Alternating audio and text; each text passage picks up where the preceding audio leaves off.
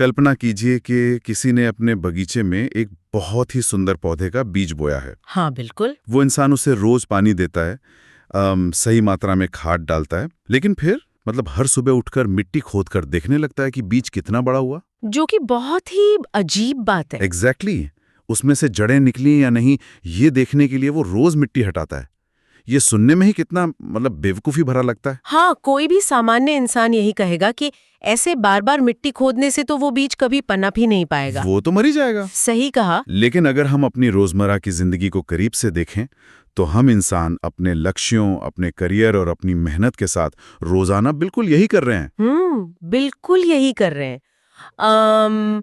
हम आज जिम जाना शुरू करते हैं और कल ही शीशे में अपने एब्स ढूंढने लगते हैं। हाँ। या फिर ऑनलाइन खाना ऑर्डर करते हैं और हर 10 सेकंड में डिलीवरी ऐप को रिफ्रेश करके देखते हैं कि राइडर कहाँ पहुंचा। बिल्कुल, हम तुरंत सफलता चाहते हैं। हमें हर चीज का परिणाम अभी और इसी वक्त चाहिए। सही बात है। तो आज के इस गहरी चर्चा में हम थॉमस टर्नर की किताब द प्रैक्टिसिंग माइंड के नोट्स और उसकी इनसाइट्स को डिकोड करने वाले हैं। एक बहुत ही शानदार किताब है ये। हाँ, और हमारा मिशन आज ये समझना है कि इंसान इतनी जल्दी अधीर यानी इम्पेशेंट क्यों हो जाता है और कैसे नतीजों की इस निरंतर चिंता को छोड़कर केवल प्रक्रिया या प्रोसेस पर ध्यान केंद्रित करने से हमारा तनाव कम हो सकता है और काम में एक अलग तरह की गहराई आ सकती है। एग्जैक्टली। तो जो बीज वाला उदाहरण मैंने दिया, जो बीज वाला उदाहरण है वो असल में हमारी मनोवैज्ञानिक स्थिति का बहुत सटीक चित्रण है। अच्छा। हाँ, देखिए थॉमस टर्नर की ये किताब उन आम मोटिवेशनल किताबों की तरह बिल्कुल नहीं है जो कहती हैं कि बड़े सपने देखो और दुनिया मुट्ठी में कर लो। हाँ, वो हसल कल्चर वाली किताब है। बिल्कुल। इसके उलट ये किताब इंसान के व्यवहार की एक बहुत ही शांत और कड़वी सच्चाई को सामने लाती है। वो सच्चाई क्या है? मतलब के अनुसार हमारी सारी समस्याओं की जड़ ये है कि इंसान का दिमाग हमेशा भविष्य में जीता है। हमेशा भविष्य में, मतलब फ्यूचर में। हाँ, शारीरिक रूप से हम भले इस पल में इस कमरे में बैठे हों, लेकिन मानसिक रूप से हम हमेशा कल की मीटिंग या अगले महीने की ईएमआई की टेंशन में रहते हैं। बिल्कुल, या फिर अगले साल के प्रमोशन में जी रहे होते हैं। ये तो है। अगर हम इसे इवोल्यूशन या विकासवाद के नजरिए से देखें तो हमारे दिमाग को भविष्य के खतरों का अनुमान लगाने के लिए डिजाइन किया गया था, ताकि हम जिंदा रह सके, है ना? एग्जैक्टली। लेकिन आज के सुरक्षित माहौल में यही सर्वाइवल मैकेनिज्म हमारे लिए एक अभिशाप बन गया है। मतलब जो चीज हमें बचाती थी वही अब हमें बीमार कर रही है। हाँ, हम लगातार भविष्य की चिंता में रहते हैं और यही वो जगह है जहां से तनाव, एंजाइटी और हताशा जन्म लेती है। भविष्य के इस भ्रम में फंसकर हम उस एकमात्र चीज को खो देते हैं जो सच में हमारे पास है, हमारा वर्तमान। लेकिन जरा सोचिए, अगर हम दुनिया के काम करने के तरीके को देखें तो हर चीज लक्ष्यों पर, टारगेट्स पर टिकी हुई है। ये तो है, कॉर्पोरेट दुनिया तो ऐसे ही चलती है। बचपन से हमें सिखाया जाता है कि अपना एक लक्ष्य तय करो और फिर उस पर अपनी नजरें गड़ाए रखो। अगर कोई एथलीट ओलंपिक की तैयारी कर रहा है तो वो गोल्ड मेडल के बारे में सोचे बिना कैसे ट्रेनिंग कर सकता है? सही सवाल है। बिना स्कोरबोर्ड देखे कोई कैसे खेल सकता है? अगर कोई इंसान नतीजों पर ध्यान ही नहीं देगा, भविष्य के बारे में सोचेगा ही नहीं, तो क्या वो अपनी महत्वाकांक्षा, अपना एम्बिशन नहीं खो देगा? ये एक बहुत ही लाजमी सवाल है और अक्सर लोग टर्नर की बात को यहीं गलत समझ लेते हैं। अच्छा। हाँ, लेखक ये बिल्कुल नहीं कह रहे कि इंसान के पास कोई दिशा या लक्ष्य नहीं होना चाहिए। लक्ष्य होना जरूरी है। बिल्कुल। लक्ष्य एक कंपास या दिशा सूचक यंत्र की तरह है जो ये बताता है कि उत्तर दिशा किस तरफ है। एक डायरेक्शन देता है। एग्जैक्टली। लेकिन परेशानी तब शुरू होती है जब कोई चलते समय अपना पूरा ध्यान सिर्फ उस कंपास पर ही लगा दे। अरे वाह, ये बहुत सही उदाहरण दिया आपने, है ना? अगर चलते वक्त नजरें रास्ते पर नहीं होंगी, अपने कदमों पर नहीं होंगी, तो ठोकर खाकर गिरना तय है। बिल्कुल तय है, आप गड्ढे में गिर जाएंगे। हाँ, टर्नर समझाते हैं कि भविष्य कभी आता ही नहीं, सिर्फ वर्तमान क्षण होता है। ये बहुत गहरी बात है। हम एक सिंड्रोम के शिकार हैं जिसे डिफर्ड हैप्पीनेस या खुशियों को टालना कह सकते हैं। डिफर्ड हैप्पीनेस मतलब खुशी को पोस्टपोन करना। बिल्कुल।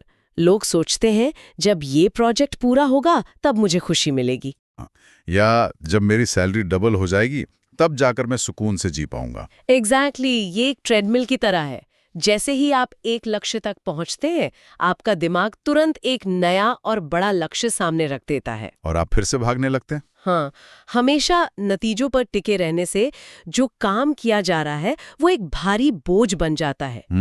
यहाँ मनोविज्ञान का एक सीधा सा नियम लागू होता है, नतीजे हमारे नियंत्रण में नहीं होते। वे भविष्य का हिस्सा हैं। हाँ, वे इकोनॉमी पर, बॉस पर या किस्मत पर निर्भर कर सकते हैं, लेकिन जो प्रक्रिया है, जो हमारा आज का काम है, बिल्कुल, जो आज काम करने का तरीका है, वो पूरी तरह से हमारे नियंत्रण में है। और जब हम अपना ध्यान उस चीज पर लगाते हैं जो हमारे कंट्रोल में नहीं है, तो एंजाइटी का ग्राफ अपने आप ऊपर चला जाता है। यहाँ बात सच में बहुत रोचक हो जाती है। ये ऐसा है जैसे हम अक्सर किसी भी काम को एक ऐसी बाधा मानते हैं जिसे हमें बस किसी तरह से पार करना है। हाँ, बस खत्म करना है। मान लीजिए किसी को पहाड़ की चोटी पर पहुंचना है जी, तो वो उस पूरी चढ़ाई को एक समस्या, एक संघर्ष या एक रुकावट के रूप में देखता है। बिल्कुल। उसका पूरा ध्यान बस इस बात पर होता है कि ये चढ़ाई कब खत्म होगी और वो कब चोटी पर झंडा गाड़ेगा। और इसी चक्कर में वो थक जाता है। एग्जैक्टली। और इस चक्कर में वो आसपास के नज़ारों को, ठंडी हवा को या अपने शरीर की ताकत को महसूस ही नहीं कर पाता। लेकिन क्या हो अगर वो चढ़ाई, वो बाधा ही हमारा असली रास्ता हो? यहीं से शायद प्रैक्टिसिंग माइंड की जो असली अवधारणा है वो तस्वीर में आती है।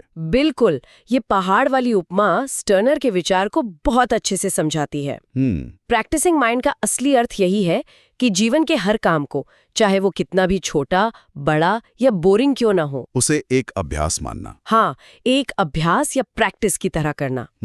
हम अक्सर प्रैक्टिस शब्द को किसी खेल, गिटार सीखने या परीक्षा की तैयारी तक सीमित कर देते हैं। हाँ, हम कहते हैं कि मैं गिटार की प्रैक्टिस कर रहा हूँ। बिल्कुल, लेकिन स्टर्नर के अनुसार घर की सफाई करना, क्लाइंट के लिए एक प्रेजेंटेशन बनाना या यहाँ तक कि ट्रैफिक में गाड़ी चलाना भी एक अभ्यास है। ट्रैफिक में गाड़ी चलाना भी? ये तो बहुत फ्रस्ट्रेटिंग होता है। यही तो बात है। इसका मतलब है किसी काम को जल्दी से निपटाने की उस बेचैनी को छोड़ देना। स्रोत में दी गई एक बहुत ही गहरी पंक्ति है, काम को पूरा करने की जगह काम करने में शांति ढूंढो। वाह, काम करने में शांति ढूंढो। अब सवाल यह है कि ये काम कैसे करता है। अगर हम इसे न्यूरोसाइंस के नजरिए से देखें, तो जब हम किसी काम से लड़ना बंद कर देते हैं, जब हम ये सोचना छोड़ देते हैं कि मुझे ये नहीं करना चाहिए था या ये कब खत्म होगा, हाँ, तो हमारे दिमाग का जो फाइट और फ्लाइट रिस्पॉन्स है वो शांत हो जाता है। मतलब वो जो सर्वाइवल मोड था वो ऑफ हो जाता है। एग्जैक्टली। काम से जुड़ा चिड़चिड़ापन गायब हो जाता है और इंसान एक फ्लो स्टेट में चला जाता है। फ्लो स्टेट, ये शब्द आजकल बहुत सुनने में आता है। हाँ, फ्लो स्टेट वो मानसिक स्थिति है जहां आप अपने काम में इतने डूब जाते हैं कि समय का पता ही नहीं चलता। आप घड़ी देखना बंद कर देते हैं। बिल्कुल, आप ये नहीं सोचते हैं कि काम कब खत्म होगा, बल्कि आप ये सोचते हैं कि मैं इस एक पल में इस एक कदम को कितनी अच्छी तरह से उठा सकता हूँ। क्या बात है। जब हर दिन केवल खुद को थोड़ा और बेहतर बनाने पर ध्यान दिया जाता है, तो जो विकास होता है, जो इम्प्रूवमेंट होता है, वो बिल्कुल प्राकृतिक और बिना किसी जोर जबरदस्ती के होता है। ये फ्लो स्टेट वाली बात सुनने में तो बहुत ही सुकून देने वाली है ना? लेकिन अगर हम आज की कॉर्पोरेट दुनिया या रोजमर्रा की भागदौड़ को देखें तो हर तरफ डेडलाइंस है। बिल्कुल, सब कुछ फास्ट पेस है। सब कुछ कल तक चाहिए या अभी चाहिए वाले मोड में चल रहा है। इस प्रैक्टिसिंग माइंड के सिद्धांत को सुनकर कोई ये भी तो सोच सकता है कि अगर हम हर काम में इस तरह से शांति ढूंढने लगें और नतीजों की परवाह करना छोड़ दें तो हम बहुत धीमे हो जाएंगे। ये डर सबको लगता है। क्या धैर्य रखने का मतलब स्लो हो जाना है? मतलब क्या इससे हमारी उत्पादकता, हमारी प्रोडक्टिविटी गिरनी चाहिए? ये एक बहुत ही आम गलतफहमी है कि धैर्य या पेशेंस का मतलब आलसी हो जाना या काम को जानबूझकर धीमी गति से करना है। तो असल मतलब क्या है? थॉमस टर्नर इस बात पर बहुत जोर देते हैं कि धैर्य का मतलब धीमा होना बिल्कुल नहीं है। इसका असली मतलब है बेचैनी के बिना काम करना। बेचैनी के बिना काम करना। चलिए इसे इसके मैकेनिज्म से समझते हैं। जब किसी के अंदर अधीरता होती है, जल्दबाजी होती है, तो असल में क्या होता है? इंसान पैनिक करता है। हाँ, दिमाग एक साथ कई चीजों को प्रोसेस करने की कोशिश करता है, हार्ट रेट बढ़ जाता है और हमारा जो वर्किंग मेमोरी सिस्टम है वो ओवरलोड हो जाता है। जैसे कंप्यूटर हैंग हो जाता है ज़्यादा टैब्स खोलने पर। बिल्कुल सही। इस भागते हुए दिमाग के कारण हमारा फोकस टूटता है और हम गलतियां करते हैं। फिर उन गलतियों को सुधारने में और भी ज्यादा समय बर्बाद होता है। ये तो रोज का ही काम है। इसके विपरीत जब दिमाग में शांति होती है तो आपका सारा कॉग्निटिव रिसोर्स, आपकी सारी मानसिक ऊर्जा सिर्फ उस एक काम पर केंद्रित होती है। जब फोकस गहरा होता है तो गलतियों की गुंजाइश लगभग खत्म हो जाती है। आप एक बार में काम को सही करते हैं, जिससे अंततः समय की ही भारी बचत होती है। ये लॉजिक तो एकदम साफ है। मतलब जल्दबाजी में ईमेल भेजकर बाद में सॉरी अटैचमेंट भूल गया वाला दूसरा ईमेल भेजने में जो समय और ऊर्जा जाती है, हाँ, वो सबसे ज्यादा फ्रस्ट्रेटिंग होता है। बिल्कुल। उससे बेहतर है कि पहली बार में ही ध्यान से काम किया जाए। एग्जैक्टली। तो जो लोग हमारी ये चर्चा सुन रहे हैं, अगर वो ये सोचें कि इस प्रैक्टिसिंग माइंड को कल सुबह से ही अपने ऑफिस में या अपनी पढ़ाई में कैसे लागू करें, तो इसके लिए क्या ठोस कदम हो सकते हैं? क्योंकि मतलब सिद्धांत सुनना एक बात है, लेकिन उसे असल जिंदगी की अफरा तफली में लागू करना बिल्कुल अलग बात है। बिल्कुल। और किताब इस मामले में बहुत ही व्यावहारिक है। स्टर्नर ने 3 बहुत ही स्पष्ट नियम बताए हैं जिन्हें कोई भी अपनी दिनचर्या का हिस्सा बना सकता है। तो पहला नियम क्या है? पहला नियम है मल्टीटास्किंग का मोह छोड़ना और एक समय में सिर्फ एक ही काम करना। मल्टीटास्किंग तो आज की दुनिया में एक बहुत बड़ा टैलेंट माना जाता है। हाँ, ऐसा लगता है जैसे कि आप एक साथ फोन पर बात कर रहे हैं, ईमेल टाइप कर रहे हैं और खाना भी खा रहे हैं, तो आप बहुत प्रोडक्टिव हैं। लेकिन असल में ऐसा होता नहीं है। बिल्कुल नहीं। मनोविज्ञान में एक कॉन्सेप्ट है जिसे कॉन्टेक्स्ट स्विचिंग पेनल्टी कहते हैं। Context switching penalty. हाँ। ये क्या होता है? जब हम एक काम से दूसरे काम पर स्विच करते हैं तो हमारा दिमाग तुरंत पूरी तरह से नए काम पर नहीं आ पाता। अच्छा, थोड़ा समय लगता है उसे एडजस्ट होने में। हाँ, पिछले काम का कुछ कॉग्निटिव रेजिड्यू या मानसिक अवशेष दिमाग में रह जाता है। मतलब दिमाग का एक हिस्सा अभी भी पुरानी ईमेल के बारे में ही सोच रहा है। एग्जैक्टली। हर बार स्विच करने पर दिमाग का ग्लूकोज खर्च होता है, जिससे हम बहुत जल्दी थक जाते हैं और बर्नआउट का शिकार होते हैं। ये तो बहुत डरावना है। इसीलिए पहला कदम है जानबूझकर एक वक्त पर एक ही काम करना। चलिए, तो हो गया पहला नियम। दूसरा नियम क्या है? दूसरा नियम हमारी उस आदत पर प्रहार करता है जिसके बारे में हमने शुरुआत में बात की थी। और बीज खोदने वाली बात। हाँ, वो नियम है खुद से ये पूछना बंद करना कि ये काम कब खत्म होगा। अरे बाप रे, ये सवाल तो दिन में 50 बार आता है दिमाग में। बिल्कुल, लेकिन जब भी दिमाग में ये सवाल आए तो समझ लीजिए कि आप वर्तमान से निकलकर भविष्य में पहुंच गए हैं और एंग्जाइटी शुरू होने वाली है। इस सवाल को एक नए सवाल से रिप्लेस करना है। आपको पूछना है, क्या मैं अभी इस पल में जो कर रहा हूं उसे अपना 100% दे रहा हूं? वाओ, क्या मैं अभी इससे अपना 100% दे रहा हूं? हाँ, ये छोटा सा सवाल हमारे भटकते हुए दिमाग को कॉलर से पकड़कर वापस वर्तमान में ले आता है। ये बहुत ही पावरफुल शिफ्ट है माइंडसेट में। और तीसरा सबसे महत्वपूर्ण नियम है हर दिन के अभ्यास को ही अपनी सबसे बड़ी जीत मानना। दिन के अभ्यास को ही जीत मानना मतलब हमें अंतिम लक्ष्य का इंतजार नहीं करना है। बिल्कुल नहीं। हम हमेशा जीत को किसी बड़े प्रोजेक्ट के पूरा होने या किसी बड़े मुकाम के मिलने से जोड़ते हैं। लेकिन स्टर्नर कहते हैं कि अगर आज आपने तय किया था कि आप 2 घंटे बिना फोन देखे अपना काम करेंगे और आपने वो कर लिया, तो बस, तो वह दिन आपने जीत लिया है।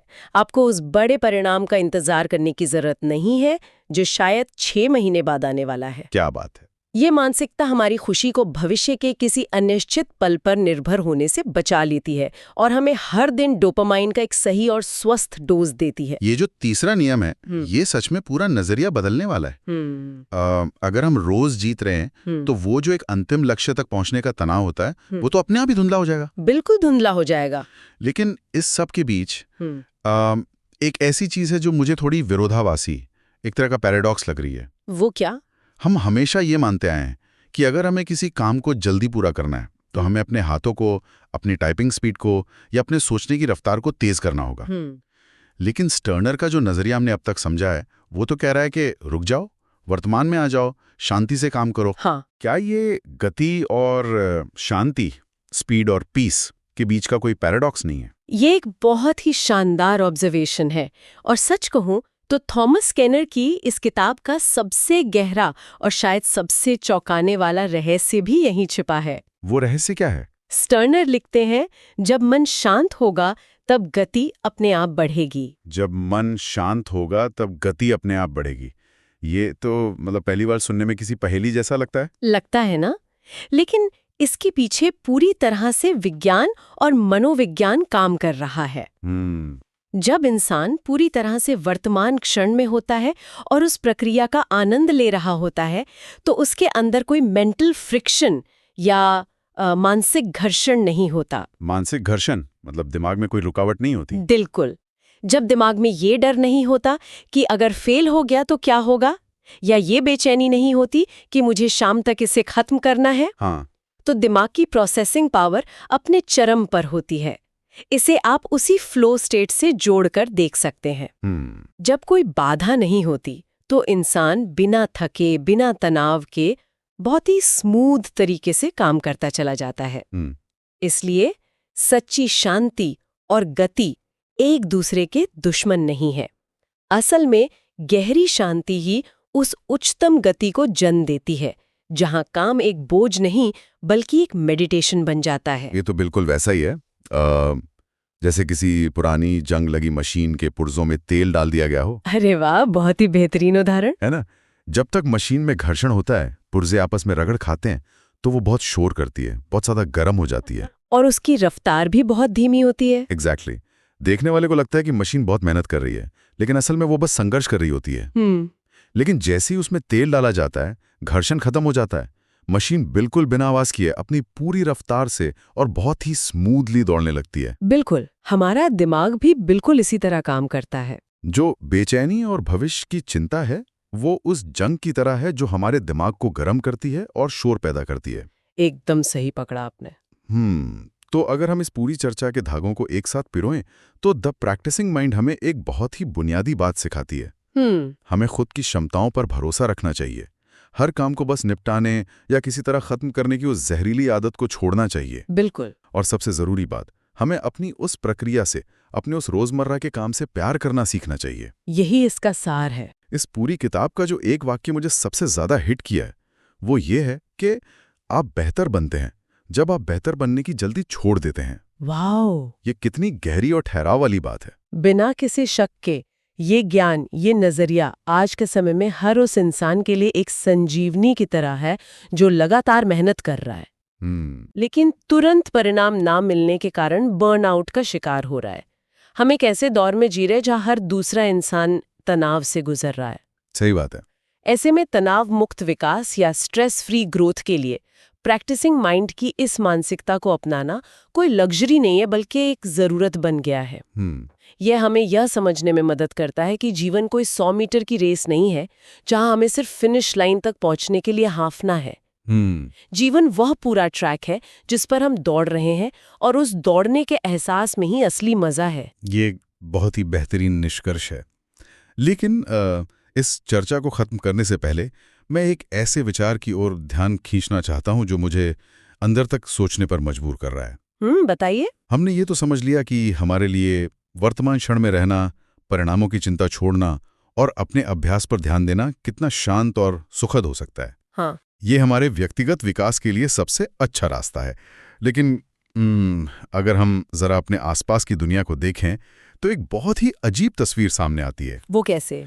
कि हमारी आधुनिक दुनिया और हमारी इस पूरी तकनीक को जानबूझकर कुछ इस तरह से डिजाइन नहीं किया गया है जो हमारे इस प्रैक्टिसिंग माइंड को पूरी तरह से नष्ट कर दे। ओहो, ये तो बहुत ही गहरा सवाल है। जरा सोचिए, हमारे फोन में आने वाले अनगिनत नोटिफिकेशंस, सोशल मीडिया के वो एल्गोरिदम जो हर स्वाइप पर हमें कुछ नया दिखाते हैं। हाँ, वो एंडलेस स्क्रॉलिंग। बिल्कुल। या फिर 5 मिनट में ग्रोसरी डिलीवर करने वाले एप्स, ये सब हमें इंस्टेंट ग्रेटिफिकेशन या तुरंत मिलने वाली संतुष्टि का आदी बना रहे हैं। हम सब इसके शिकार हैं। तो क्या हमारी ये जो अधीरता है जिसके बारे में हमने इतनी गहरी चर्चा की, वो केवल हमारी अपनी व्यक्तिगत कमी है?